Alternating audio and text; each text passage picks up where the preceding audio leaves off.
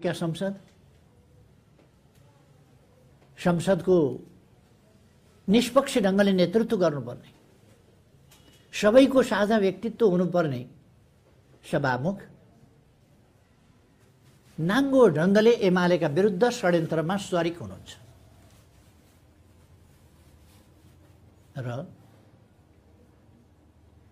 25 साउनमा निष्कासन गरिएका मान्छे भदौ 1 गते उहाँलाई निष्कासन गरिएको सूचना दिइसकेपछि उहाँ आफूलाई न्यायाधीश घोषणा गर्दै विचाराधीन छ भनेर हप्तौंसम्म त्यस्ता कुराहरूलाई राख्नुहुन्छ। विचाराधीन छन् भनेर उहाँ विचाराधीन राख्ने, विचार गर्ने र फैसला दिने संवैधानिक र कानुनी हक उहाँलाई छैन। उहाँ पक्षीय विपक्षीय हेर्ने कुरा होइन, उहाँले आफ्नो कर्तव्य पालना गर्नुपर्ने हो निष्पक्ष ढङ्गले। संसद त्यस्तो छ।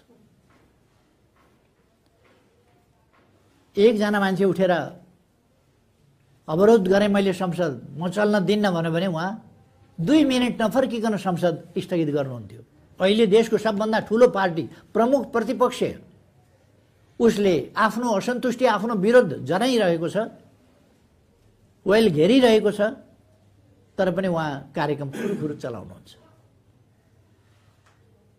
संसद यस्तो अवस्थामा छ। संसदमा हिजो जारी गरिएको देश र जनताका हितका पक्षको सन्तुलित बजेट अल्टर गरिन्छ, फेरबदल गरिन्छ, कार्यक्रमहरू क्यान्सल गरिन्छ, रद्द गरिन्छ, विकास निर्माणका कार्यक्रमहरू। संसद त्यसरी असफल भइरहेछ। नागरिकका सन्तानले नागरिकता पाएनन्। 3 वर्षदेखि संसदमा विधेयक लट्किएको छ। न विधेयक पास हुन्छ, न पास नभएकै हुनाले सरकारले संसद नभएका बेला, प्रतिनिधि सभा विघटन भएका बेला हामीले अध्यादेश ल्याएर भए पनि नागरिकका छोराछोरीले पढ्न पाएका छैनन्, जागिर खान पाएका छैनन्, विदेशमा पढ्न पाएका छैनन्, विदेश जान पाएका छैनन्, पासपोर्ट बनाउन पाएका छैनन्। यस्तो अवस्थामा उनीहरूलाई नागरिकता प्राप्त गर्ने, नागरिकका हकको अधिकार, नागरिकका सन्तानको हक हो, अधिकार हो, त्यस कुरालाई हामीले प्रत्याभूत गर्नका निम्ति अध्यादेश जारी गर्यौं। त्यसलाई पनि खारिज गर्ने र संसदमा भइरहेको अध्यादेश पनि नल्याउने, के अरे विधेयक पनि पारित नगर्ने, यसरी असफल भएको छ। सरकार त सम्पूर्ण रूपमा असफल भएको छ। अब राज्यका 3 अङ्ग व्यवस्थापिका संसद अशक्त भइरहेको छ, असफल भएको छ र त्यसको नेतृत्व यस्तो विवादास्पद छ।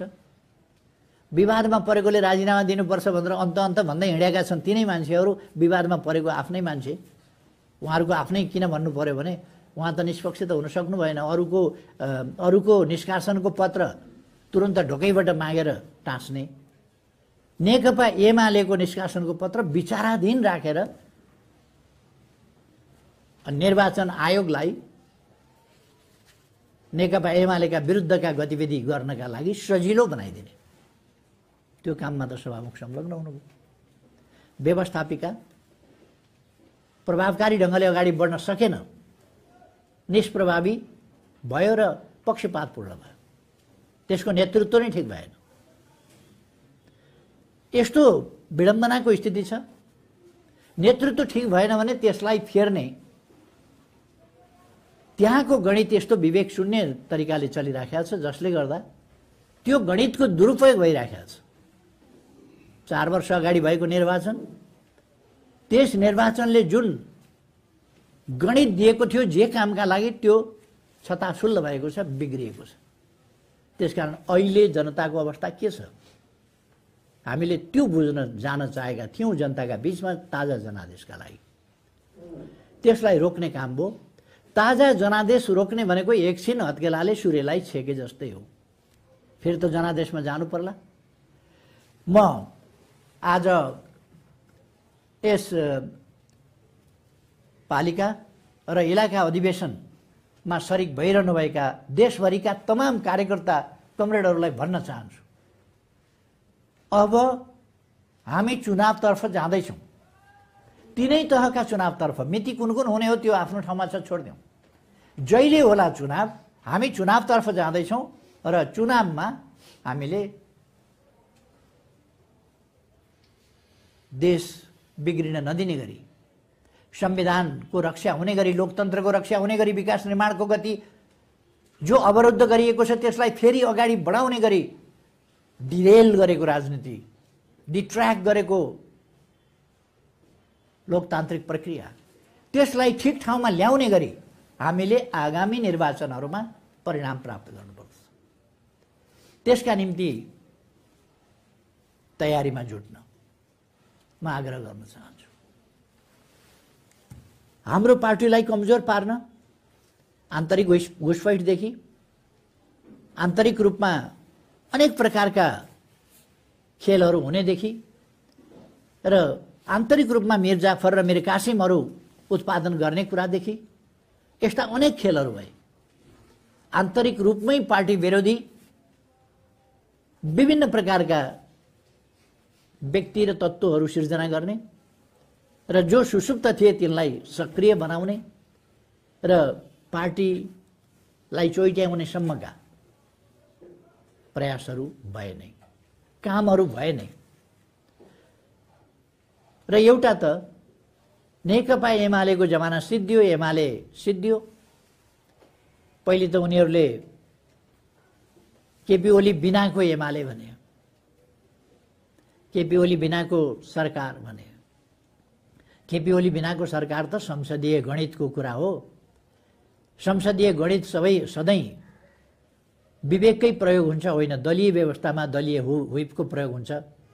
नहुने कुरा त हुँदो रहेछ। संविधानमा नभएको, दुनियाँमा अभ्यास नभएको परमादेशबाट सरकार त बन्दो रहेछ भने दलीय व्यवस्थामा दलहरूको आदेश चल्नु ठिकै हो। अदालतले नै फैसला गरिदिएको छ। अरू पार्टीहरूले आदेश जारी गरेका छन्, निर्देश जारी गरेका छन्, व्हिप जारी गरेका छन्। हाम्रो पार्टीलाई ताकेर नै महाभियोगमा पनि अचम्मको फैसला छ। महाभियोगको कुरो कहाँबाट उठ्यो त्यस बेला? महाभियोगमा समेत पनि लाग्दैन, यसमा पनि लाग्दैन। कुनै फ्लोर क्रस गर्दा व्हिप जारी गर्न पाइँदैन, व्हिप लगाउन पाइँदैन, कुनै कारबाही गर्न पाइँदैन। पार्टीले आफ्ना कार्यकर्तालाई अनुशासनमा राख्न पाइँदैन भन्ने फैसला पनि हामीले बिहोरेका छौँ। ती फैसलाहरू विवादास्पद भनेर आज श्रीमानजीहरू भन्न थाल्नुभएको छ। उहाँहरूले गरेका फैसला विवादास्पद रहेछन्। उहाँहरूले गरेका फैसलाभित्र दूषितता मिसिएको रहेछ उहाँहरू भन्दै हुनुहुन्छ। दूषितता मिसियो उहाँहरू भन्दै हुनुहुन्छ। दूषित फैसला रहेछ उहाँहरू भन्दै हुनुहुन्छ। हामीले त हिजै भनेका थियौँ हामीमाथि अन्याय पर्यो, तर हामी लोकतन्त्रप्रति समर्पित छौँ, शक्ति पृथकीकरणको सिद्धान्तप्रति समर्पित छौँ र स्वतन्त्र न्यायपालिकाको पक्षमा छौँ। क्षति बिहोरेर भए पनि, किनभने लोकतन्त्रका लागि यसो गर्नु जरुरी छ। त्यसकारण अदालतको फैसला हाम्रा विरुद्ध भए पनि, संविधान विपरीत भए पनि हामी मान्छौँ भनेर हामीले स्वीकार गरेका थियौँ र कार्यान्वयन गरेका थियौँ। आज अदालतभित्रैबाट त्यो दूषित फैसला थियो भनेर उहाँहरू आफै भनिरहनु भएको छ। र राजीनामा गर्नुहोस्, होइन भने महाभियोग भन्ने कोही, लु आइज भनेर पाखुरा सुर्किने कोही, यस्तो खालको स्थिति देखा परिरहेको छ। यो सबै बिहोर्दाखेरि पनि हामीले लोकतन्त्रको रक्षा, त्यसको मूल्यमा हामीले एउटा जिम्मेवार भूमिकामा आफूलाई प्रस्तुत गर्यौँ र हामी फेरि पनि जिम्मेवार भूमिकामै रहन्छौँ, जिम्मेवार भूमिकामै आफूलाई प्रस्तुत गर्छौँ र हाम्रो देशप्रतिको जिम्मेवारी, कर्तव्य यो पालना गर्न हामी भोलिन्टरीली बलिदान, सङ्घर्ष, यातना यिनको बाटोबाट अगाडि बढिरहेका छौँ। आज पनि हाम्रो त एउटा समर्थकसम्मले पनि पीडा र यातना बिहोर्नु परेको छ। राज्यको कानुन गलत ढङ्गले दुरुपयोग गरिएको छ। हिजोका फैसलाहरू स्पष्टीकरण सोधेर उपयुक्त नभएका व्यक्तिहरूलाई हटाउँदा भोलिपल्ट पुनर्स्थापित हुन्थ्यो। आज पुरै फडनी गरिएको छ, आतंक मचाइएको छ, तत्काल राजदूत फिर्ता गरिएको छ।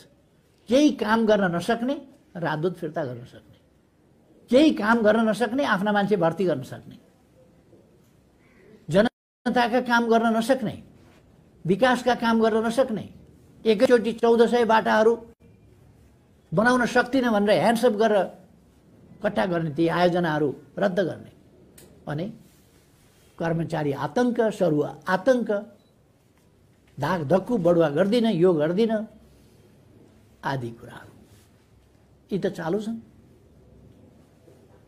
यस्तो अवस्थामा यो सबै कुरालाई ठिक ठाउँमा ल्याउनु पर्ने अभिभारा हाम्रो पार्टीको काँधमा छ, जसका आधारभूत तहमा अस्ति 6 गते अधिवेशन भए, आज फेरि 9 गते अधिवेशन भइरहेको छ। अस्तिको तहभन्दा अलिकति माथि पालिका तह र इलाका तह। यी इलाका तहहरूले, यी अधिवेशनहरूले आगामी दिनका लागि हाम्रो गन्तव्य त छँदैछ समृद्ध नेपाल, सुखी नेपाली। हामी यो गन्तव्यबाट पछि हट्दैनौँ र यसलाई साकार पार्ने हाम्रो अठोट अभियानबाट पनि पछि हट्दैनौँ। सँगसँगै यस अभियानलाई सफल पार्न स्थानीय तहदेखि नै, स्थानीय तहका हाम्रा कमिटीहरूदेखि नै आफ्ना ठाउँका योजना, आफ्ना ठाउँका कार्यक्रम, आफ्ना ठाउँका नीतिहरू कसरी अगाडि बढाउने, हाम्रा सम्पूर्ण पार्टी कमिटीहरू, जनवर्गीय पेशागत सामुदायिक सङ्गठनहरू, यिनीहरूलाई कसरी परिचालित गर्ने, यिनको योजनाबद्ध काम गर्न जरुरी छ। र हाम्रा सबै कमरेडहरूलाई म भन्न चाहन्छु, यो योजनाबद्ध काम हामीले गर्नुपर्छ। अरू कुनै पार्टीले समृद्ध नेपाल, सुखी नेपाली भनेको कुनै नेताले, एमाले बाहेक अरू कसैले नेपाली जनता सुखी हुनुपर्छ, नेपाली जनता समृद्ध हुनुपर्छ, सम्पन्न हुनुपर्दछ, नेपाली जनताले सुविधा पाउनुपर्दछ र समृद्ध नेपाल, सुखी नेपाली हुनुपर्दछ, कुनै पार्टी, कुनै नेताले बोलेको सुन्नुभएको छ साथीहरूले? कोही बोल्दैन, किनभने कसैलाई त्यो गर्नु नै छैन। आफ्ना मान्छे नियुक्त गर्न सरकारमा गएका छन्, के को समृद्ध नेपाल, के को सुखी नेपाली। त्यसकारण यो काम हाम्रो पार्टीले मात्रै गर्न सक्छ। गर्नै नसक्ने कुरा भएको हुनाले अरूले त्यति भन्दा पनि भन्दैन, त्यसमा रुचि पनि राख्दैन, किन उनीहरूका लागि त्यो सम्भव पनि छैन, त्यो आकाशको फल जस्तो उनीहरूका लागि। त्यसकारण हाम्रो पार्टी यी अभिभाराहरू भएको हुनाले, हाम्रा अगाडि चुनौतीहरू छन्, ती चुनौतीहरूको सामना गर्नुपर्ने भएको हुनाले, ती चुनौतीलाई पराजित गरेर अहिले खडा गरिएका व्यवधानहरूलाई पन्छाएर अगाडि बढ्नुपर्ने भएको हुनाले त्यसै गरी काम गर्न म हाम्रा सम्पूर्ण कमरेडहरूलाई आग्रह गर्न चाहन्छु। हाम्रो पार्टी लोकतान्त्रिक पार्टी हो। मैले राज्यको सन्दर्भमा, राज्य प्रणालीको सन्दर्भमा, राज्य प्रणालीका आन्तरिक प्रक्रियागत प्रश्नहरूको सन्दर्भमा, त्यसमा सक्रिय हुने राज्यका अङ्ग र निकायहरूको सन्दर्भमा, अथवा त्यसका एक्टर, त्यसका खेलाडी, राजनीतिक दलहरूको सन्दर्भमा मैले अलिकति चर्चा गरेँ। अब सँगसँगै हामीले यी एक्टरहरू, यी पक्षहरू सँगै सामाजिक जागरणको कुरा यो समेत गर्न हामीले हाम्रो पार्टीलाई नमुना लोकतान्त्रिक पार्टीको रूपमा, आन्तरिक लोकतन्त्र भरपुर भएको पार्टीको रूपमा अगाडि बढाउनु पर्दछ। आन्तरिक लोकतन्त्र भनेको यो भ्रम राख्नु हुँदैन हामीले कि नचाहिने बहस गर्नु, आन्तरिक कुराहरूलाई बाहिर लगेर छताछुल्ल पार्नु, पार्टीको प्रभाव, प्रतिष्ठा, मर्यादालाई गिराउने गरी अभिव्यक्ति दिनु, आफ्ना स्वार्थलाई, संकीर्ण स्वार्थलाई केन्द्र भागमा राखेर पार्टीको महत्त्व, पार्टीको गरिमा र पार्टीको प्रतिष्ठामाथि आघात पुग्ने गरी निरर्थक कुराहरू बाहिर सम्प्रेषण गर्नु, यो लोकतन्त्र होइन, यो अराजकता हो। त्यस्तो कुरा गरिनु भनेको अराजकता हुन्छ, त्यो अनुशासनहीनता हुन्छ। मैले विश्वास लिएको छु आन्तरिक रूपमा हाम्रा कमरेडहरूले लोकतान्त्रिक अभ्यास पूर्ण रूपमा गर्नुहुनेछ र आन्तरिक रूपमा लोकतन्त्रको अभ्यास पूर्ण रूपमा गर्ने, तर पार्टीको प्रतिष्ठामा हमला हुने गरी आँच पुग्ने गरी अनावश्यक अनुचित र झुटा कुराहरू बाहिरतिर सम्प्रेषण गरेर जग हसाइका कामहरू गर्न हुँदैन। हाम्रो पार्टीमा निकै लामो समयदेखि अनुशासनहीन अराजक तत्त्वहरू सक्रिय रहे र पार्टीका आन्तरिक भन्ने कुरा केही पनि रहेनन्। आन्तरिक लोकतन्त्रभन्दा बाहिर छाडातन्त्र, छारष्टतन्त्र, त्यो चाहिँ केही व्यक्तिहरूले लगातार गरेर पार्टीको प्रभाव प्रतिष्ठा घटाउन, सरकारले गरेका काम ओझेलमा पार्न, सरकारले गरेका कामलाई जनताका बीचमा पुग्न नदिन, यस्ता खालका प्रयासहरू भए र हामी के गरिरहेका छौँ र के गर्न चाहिरहेका छौँ भन्ने कुरा पनि समुचित ढङ्गले जान नदिने प्रयासहरू भए। अहिले अनुशासनहीन अराजक तत्त्वहरू बाहिर गएपछि पार्टीमा एउटा नयाँ परिस्थिति आएको छ, अनुकूल परिस्थिति बनेको छ र एउटा स्तरीय लोकतान्त्रिक अभ्यासको परिस्थिति बनेको छ। म साथीहरूलाई आन्तरिक लोकतन्त्रको भरपुर उपयोग गर्न र त्यसको विकृत रूपतर्फ अथवा लोकतन्त्रका नाउँमा अराजकता, अनुशासनहीनता, गैर जिम्मेवार प्रवृत्ति जस्ता कुराहरू हुनु हुँदैन भन्ने कुराप्रति म सजग गराउन चाहन्छु। कसैले त्यस्तो गर्छ भने त्यस कुरोलाई सबै साथीहरूले त्यस्ता कुरालाई आलोचना गर्नुपर्छ र पार्टीका लागि त्यस्ता कुराहरू सह्य नहुने कुरा पनि म साथीहरूलाई भन्न चाहन्छु। हाम्रो पार्टी आन्तरिक जीवनमा पूर्ण रूपमा लोकतान्त्रिक अभ्यास गर्दछ। हामी प्रतिस्पर्धामा विश्वास गर्छौँ। आन्तरिक रूपमा पनि प्रतिस्पर्धा हुन सक्छ, प्रतिस्पर्धा होस्, स्वस्थ प्रतिस्पर्धा होस्, तर हरेक ठाउँमा प्रतिस्पर्धा नै गर्नुपर्छ। हाम्रो प्रतिस्पर्धा चुनाव बाक्सा थाप्ने बाहेक मूल्याङ्कनको परिपाटी नै हुँदैन अथवा सही मूल्याङ्कन हामी गर्न सक्दैनौँ, समझदारी राख्न सक्दैनौँ। एउटा साथीको नेतृत्वमा एउटा टिमको नेतृत्वमा कमिटी, यी कुराहरू मूल्याङ्कनको आधारमा गर्न सक्दैनौँ, समझदारी पूर्ण ढङ्गले सहमतिका साथ गर्न सक्दैनौँ भन्ने होइन र समझदारी सहमतिका साथ अगाडि बढ्ने कुरा वास्तवमा लोकतन्त्रको उन्नत स्तरको अभ्यास हो। त्यसकारण यति बेला देशको माग चाहिँ के छ? हाम्रो बीचमा उन्नत स्तरको समझदारी होस्, हाम्रो बीचमा एकता होस्, त्यो एकता जनताले देख्न पाउन् र जनता खुसी हुन्। जनतामा एमाले एकताबद्ध भएर अगाडि बढेको छ हाम्रा समस्या, हाम्रा मागहरूलाई पुरा गर्नका लागि भन्ने जनताले अनुभूत गर्न सकोस्, त्यो अहिलेको समयको माग हो, यति बेला देशको माग। हाम्रा विरोधीहरू, हाम्रो महाधिवेशन हुन्छ, 6345 प्रतिनिधिहरू एक ठाउँ जम्मा हुन्छन्, अत्यन्त समझदारीपूर्ण ढङ्गले, सर्वसम्म ढङ्गले, भव्यताका साथ महाधिवेशन सम्पन्न हुन्छ। व्यवस्थापनमा कहीँ खोट लगाउने ठाउँ छैन, कुनै खोट लगाउने ठाउँ छैन। त्यस्तो भएपछि किन विवाद भएन भनेर कराउँछौँ। किन एमालेमा विवाद भएन होला, किन त्यहाँ झै झगडा भएन होला आदि उनीहरूको चिन्ता त्यसमा हुन्छ। नेकपा एमालेभित्र विवाद झै झगडा चाहन्छन् र जो हाम्रा विपक्षीले चाहन्छन् त्यही कुरा हामीले गरिदिनु पर्ने कुनै आवश्यकता छैन र गर्नु हुँदैन। त्यसकारण म साथीहरूलाई आग्रह गर्न चाहन्छु, हामी जनताले खोजेको, जनताले चाहेको अनुसार चल्छौँ। समयको माग, देशको आवश्यकता, आन्दोलनको आवश्यकता अनुसार चल्छौँ, विरोधीको चाहना अनुसार चल्दैनौँ। विरोधीका चाहनाहरूलाई हामी चिसो पानी खनाइदिन्छौँ तिनको टाउको। विरोधीका चाहनाहरू ती फस्टाउन सक्दैनन्। जनताका चाहनाहरू नै एमाले बोकेर हिँड्छ र जनताका चाहनाहरूलाई नै सफल बनाउँछ। तसर्थ यति बेला जनताले मन पराउने कुरा गर्ने, जनताका चाहना पुरा गर्ने, जनताले जस्तो चाहेको छ त्यसअनुसार, जनताको इच्छा अनुसार सञ्चालन गर्ने, यस्ता कुराहरूतर्फ ध्यान दिएर हाम्रो पार्टीलाई सफल पार्टीमा परिणत गर्ने खास आधारभूत तहका नै भनौँ कमिटीहरूको यसरी अधिवेशन भइराखेको छ। म फेरि एकपल्ट शुभकामना भन्न चाहन्छु र मैले बाढी पहिरोको सम्बन्धमा भएको क्षतिको सम्बन्धमा अस्ति पनि बोलिसकेको छु, पार्टीले पनि बोलिसकेको छ र हाम्रो पार्टी कार्यकर्ता पङ्क्ति जसरी यसमा उद्धारका काममा राहतका काममा जुटेको छ मैले धन्यवाद भनिसकेको छु, फेरि पनि धन्यवाद भन्छु। जो व्यक्तिहरूको निधन भएको छ उहाँहरूप्रति श्रद्धाञ्जली भन्न चाहन्छु, जो घाइते हुनुहुन्छ उहाँहरूको शीघ्र स्वास्थ्य लाभको कामना गर्न चाहन्छु र उहाँहरूलाई क्षतिपूर्ति दिने सम्बन्धमा उहाँहरूलाई राहत सहुलियत सुविधा पुर्याउने सन्दर्भमा सरकारको फेरि पनि म ध्यानाकर्षण गराउन चाहन्छु। मुद्दा किन हाल्थ्यो, सामेल भएको भए पहिल्यै सेटिङ भन्थ्यो होला, गर्नेलाई नै थाहा हुने हो।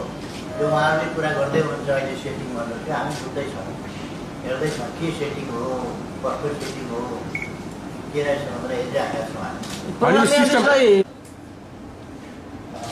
अहिले जुन राजनीति सर्वोच्च अदालतका नाममा भइराखेको छ त्यस प्रकारको राजनीति होइन। हाम्रो चिन्ता सर्वोच्च अदालतलाई जनताले विश्वास गर्ने, राज्यको एउटा विश्वसनीय र महत्त्वपूर्ण अङ्गको रूपमा त्यो हामीलाई दाउपेचमा पर्नु छैन, सर्वोच्च अदालतभित्रको अश्वगनीय गुटबन्दीमा पर्नु छैन, हामीलाई त्यहाँभित्रका के खिचातानी हुन् त्यसमा पनि पर्नु छैन।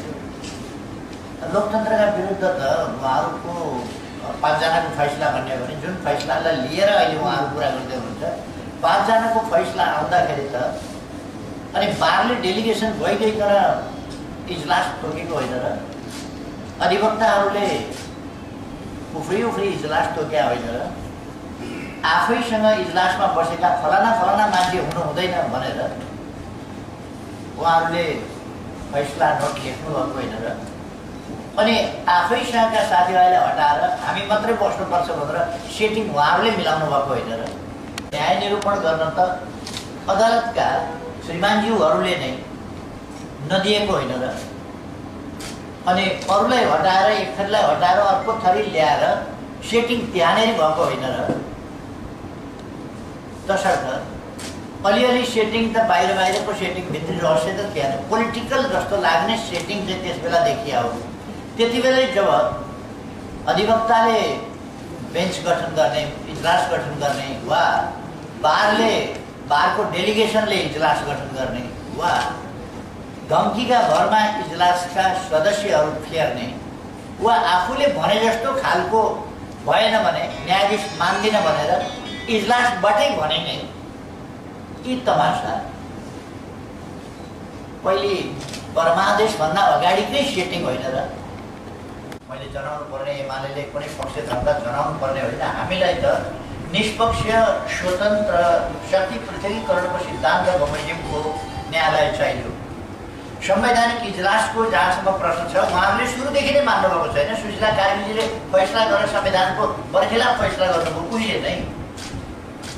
सर्वोच्च अदालतले संविधानको धारा 27(2) मा स्पष्ट व्यवस्था गरेको छ सर्वोच्च अदालतमा एक संवैधानिक इजलास रहनेछ। त्यस इजलासमा प्रधान न्यायाधीश र न्याय परिषदको सिफारिसमा प्रधान न्यायाधीशले नियुक्त गरेका तोकेका 4 जना सहित 5 जना हुनेछ। प्रधान न्यायाधीश र न्याय परिषद के कानुन परिषदले होइन न्याय परिषदले तोकेका यस्ता 4 जना न्यायाधीश समेत 5 जना हुनेछन्। सिफारिसमा प्रधान न्यायाधीशले तोकेका त्यो कुरा त उहाँहरूले सर्वोच्च अदालतले संविधान मान्नु पर्दैन।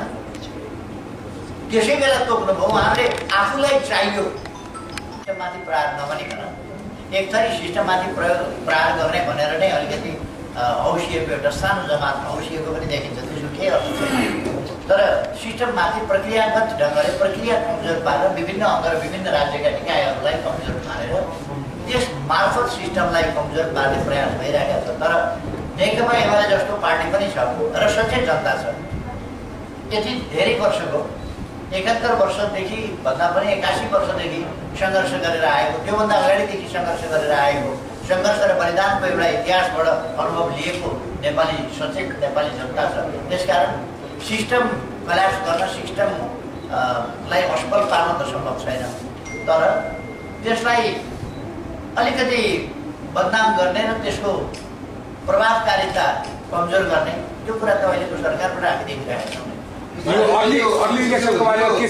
त्यो हिजो अस्ति तपाईँहरूले त चुनावै चाहनु भएको थियो। चुनाव चाहिरहने यस्तै भद्रगोल गरिरहने यस्तै अकर्मण्यता देखाइरहने 3 महिना सरकारलाई पूर्णता दिन लाग्दै 4-5 जनाले सरकार चलाउने स्थिति र सरकार नचल्ने स्थिति। अब अहिले तपाईँहरू देखिराख्नु भएको छ कुनै सकारात्मक काम गर्न सक्दिन भनेर त सरकारले ह्यान्डसप त यसै गरेको छ। त्यस्तो स्थितिमा अब संसदले कुनै काम गर्न सकिरहेका छैन। त्यस्तो स्थितिमा अब अहिले चाहिँ के छ भने पहिले एकजना मान्छे उठ्यो भने पहिलेकै सभा भने व्यवस्था सञ्चालन भयो भन्ने तमासा त छँदैछ। सभामुखले किन गर्न सक्छ? कोही सरकारमा हुँदा त्यो सरकारका विरुद्ध 1 मिनट कसैले यसो उठेर बोल्यो भने चल्न दिन्न भन्यो भने चल्न दिन्न भनेको हुनाले केही हुने गरेको थिएन। तर अहिले त घुरघुर चलाउनुहुन्छ त सबै कुरा चाहिएका कुराहरू गर्नुभएको छ। यही सभामुख कुनै पार्टीले आफ्ना अनुशासनहीन काम गरे आफ्नो पार्टीका सांसदहरूले भन्दा कारवाही गर्दा ढोकैबाट पत्र लिन्छ र टाँस्छ। कोही सभामुख 25 गते निष्कासन गरिएका सांसदहरू भदौ 1 गते बताइएको छ। भोलिपल्ट 2 गते निर्वाचन आयोगमा दर्ता हुँदा 7 गते पत्र पठाएर आउन त आएको छ तर हामी विचार गर्दैछौँ संविधानमा, कानुनमा, प्रतिनिधि सभा नियमावलीमा कहाँ छ सभामुखले विचार गर्ने? पार्टीले पार्टी चलाउन पाउने नपाउने, पार्टीले आफ्नो कार्यकर्ताहरूलाई अनुशासनमा राख्न पाउने नपाउने, सभामुखले खुसी गर्ने मनपरी गर्ने भन्ने कहाँ छ? यो त स्वेच्छाचारिता, यो त सभामुखको हैसियतमा होइन कि एउटा पार्टी कार्यकर्ताको हैसियतमा, एमाले विरोधी गिरोहको मतियारको हैसियतमा, एमाले विरोधी क्रियाकलापको षड्यन्त्रको त्यसको अङ्गको रूपमा उहाँले काम गरिरहनु भएको त्यसको त्यो हामीले निकालेका मान्छेहरूलाई सांसदमा राखेर उहाँ सभा चलाउन खोजिरहनु भएको छ। तपाईँको बटम लाइन नै त्यही हो। अब जब नियमको पालना हुनु पर्यो नि। हामीले निष्कासन गरिसकेका मान्छे र निष्कासन गरेको सभामुखलाई कहीँ कतै दर्ता नभएकै स्थितिमा, कहीँ मुद्दा नपरेकै स्थितिमा, कतै केही नभएको स्थितिमा 25 गते निष्कासन गरेको भदौ 1 गते हामीले संसदमा सूचना जारी गरिसकेको। त्यस्तो अवस्थामा संसद नियमावलीले के भन्छ? प्रतिनिधि सभा नियमावलीले भने कोही पनि गैर सांसदलाई राखेर संसद चलाउन सकिँदैन। अब मन लागेका मान्छे चाहिँ कोही मेरो साथी मन पर्यो भनेर त्यहाँ राख्नु त मिल्दैन त सभामा। त्यसो भए अर्लियर इलेक्सनको अब कुनै विकल्प छैन? होइन, म त्यो पनि भन्दिनँ। अब समय खेर फाल्नुको चाहिँ अर्थ देखेँ। अध्यक्ष जस्तो सुदूरपश्चिममा वडा सम्मेलनै भएको छ। 2 जना मान्छेहरूले कहाँ के भन्नु भन्ने कुराको त्यति लेखेर राख्नु हुँदैन। त्यस सम्बन्धमा हामी उहाँलाई सोध्छौँ के भन्नुभएको हो। अर्को पार्टी खोल्दैछ नि, प्रमुख शाहले पनि अब अर्को पार्टी खोल्ने कुरा गर्नु भएको छ आज। मान्छे लोकतन्त्रबाट पार्टी खोल्न ओर्नु त सोध्नु हुन्छ। यो के भने पार्टी भित्र अनुशासनहीन अराजक काम गर्ने, पार्टीका कुरा बाहिर लगेर छर्ने, गरेका काम गरेको छैन भन्ने, भएका कुरा भएको होइन भन्ने, अनि एउटा तयारीका साथ बैठकमा आउनेर फलनाले यसो भने उनीहरूले यसो गरे भन्ने, यस खालका न्यु खोजाइहरूभन्दा पार्टीमा बस्ने, पार्टी छोड्ने त्यो स्वतन्त्रता मान्छेलाई हुन्छ। यो सरकार ढल्ने अवस्था छ कि छैन? अहिले वर्तमान सरकार 7 दिन भन्नुभएको थियो अस्ति म्याचले। चाह्यो भने म 3 महिनामा ढाल्दिन्छु चाह्यो भने ढाल्दिन सक्छौँ। तर यो भद्रकोट किन हेरिराख्नु भएको होइन, त्यो भद्रकोट पनि अलिकति पाक्न दिनु नपाकिकन होइन, ढल्दैन होइन, नपाकिकन झर्दैन भनेर हो। त्यो उहाँहरूले जे गर्दै हुनुहुन्छ त्यो देशका लागि नराम्रो गर्दैन। त्यो जनताले बुझ्दैछ। अहिले रामचन्द्र पौडेलजीले भन्नुभयो, नेपाली काङ्ग्रेसको नेताले, योभन्दा त अघिल्लो सरकार कता हो कता राम्रो थियो गर्थ्यो। प्रकाश सिंहले बोल्नुभएको त तपाईँहरूले थाहा पाउनुभयो होला, तपाईँहरूसँगै बोलेको कुरा, उहाँले भनेको कुरा थाहा पाउनुभयो होला। त्यसो गरेर यो त आम जनताले, नेताले सबैले बुझ्दै गएको कुरा छ। त्यस कारण हतार गर्नु यो प्रचण्डसँग तपाईँको जुन जस्तै झगडा के भने के भन्छ अवसरवाद उहाँमा आयो, उहाँले चाहिँ जहिले पनि छोराछोरी कता कता ज्वाइँ स्वाइँलाई के चाहिँ माग्नु भएको थियो, तपाईँहरूसँग झगडा परेको उहाँको? कहाँ झगडा अध्यक्ष जस्तो तपाईँ अघि भन्नुभयो विवादले गर्दाखेरि यत्रो पार्टी फुटेको छ त्यो उहाँका स्वार्थहरूको कुरा हो क्या उहाँका स्वार्थ पुरा भएर उहाँ अलग हुनुभयो नयाँ साथीले जस्तो अध्यक्षज्यू मेरो एउटा प्रश्न छ हजुरले अस्ति गिनिजको आधार हाम्रो कामले भरिन्छ भन्नुभयो गिनिजले नलेखेर अन्याय गरेको हो कि त्यो जनताले थाहा पाउने यो काम चाहिँ हामीले गिनिजमा अङ्कित गर्न मिल्ने खालको काम गर्यौँ भन्ने केही कुरा छ तपाईँको जनताले थाहा पाउने अहिलेसम्म तपाईँलाई यो जिज्ञासा छँदैछ त्यही भएर सोधेको अध्यक्ष एमाले गरेको काम मेरो पाउनु भएको छैन कति वर्षको गर्दाखेरि मलाई थाहा छैन त्यो भएर जनतालाई पनि सुनाऊ भनेर उहाँ भने तपाईँकै क्षेत्रको मान्छे हो उहाँलाई टावर बढेपछि थाहा अब एउटा प्रश्न